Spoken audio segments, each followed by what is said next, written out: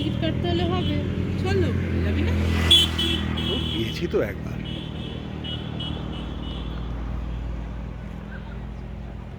এটাই দেখতে হবে।